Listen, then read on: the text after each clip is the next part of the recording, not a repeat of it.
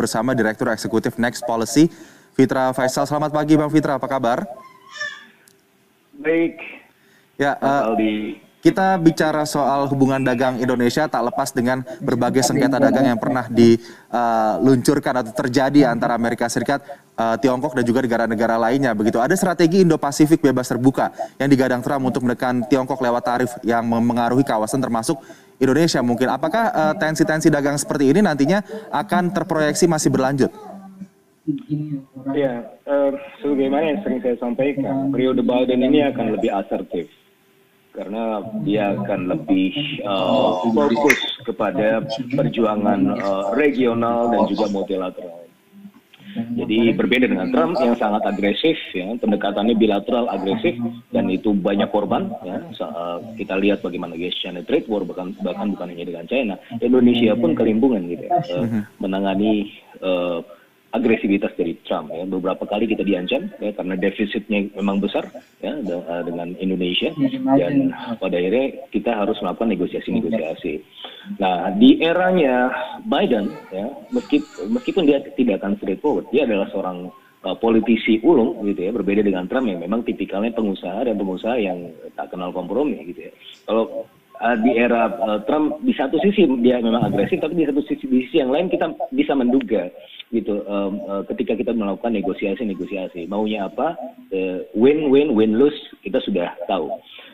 Bedanya dengan Biden mungkin dia akan lebih abstrak ya ketika melakukan perjanjian ekonomi dan koneksi ekonomi dengan negara-negara sekutu, tetapi kita akan melihat sepertinya disrupsi yang kita alami semasa Trump itu akan menghilang. Dan untuk keadaan dunia seperti sekarang, disrupsi adalah bukan suatu hal yang diinginkan. Tentunya akan pendekatan Biden akan jauh lebih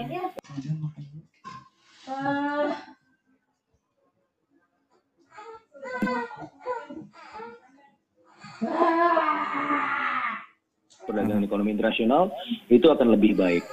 Oke, kalau kita melihat juga track record dan perdagangan ekonomi internasional itu akan lebih baik.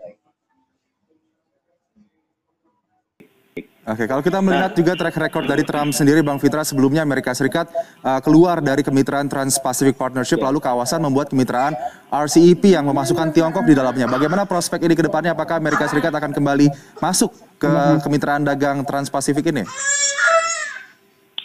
Saya rasa itu suatu hal yang sudah bisa diduga, ya, karena memang pendekatan Biden adalah pendekatan yang jauh lebih regional dan oleh karenanya sepertinya dia akan merevive kembali TPP. Kalau kita lihat dari perjalanannya di awal, TPP itu adalah salah satu senjata dari Obama Biden di periode lalu untuk kemudian mengurangi dominasi China di Asia dan ASEAN. Nah, makanya punya TPP. Tetapi kemudian di era Trump dia lebih bilateral maka menarik diri. Dan juga itu disahihkan dengan justifikasi dari beberapa perhitungan internal mereka, salah satu dari Peterson Institute of International Economics, yang sebenarnya menunjukkan Amerika Serikat tidak terlalu mendapatkan dampak ekonomi besar dari TPP.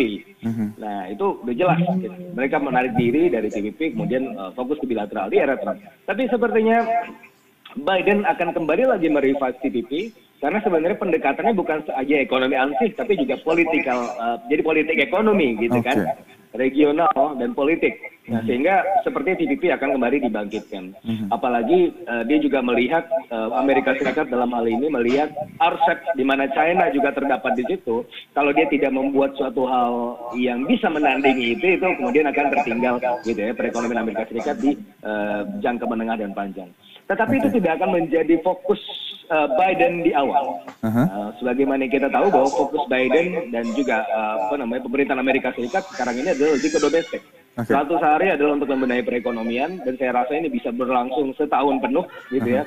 Sementara fokusnya di regional, bilateral dan juga kerjasama ekonomi internasional sepertinya akan menjadi prioritas berikutnya, bukan yang menjadi prioritas awal gitu ya. Karena yang menjadi prioritasnya adalah vaksin, kemudian stimulus package, bagaimana meningkatkan employment rate dan seterusnya gitu. Ngomongin soal dagang juga, Indonesia pernah kita masuk dalam GSP untuk ekspor ke Amerika Serikat, sempat dikeluarkan lalu masuk kembali.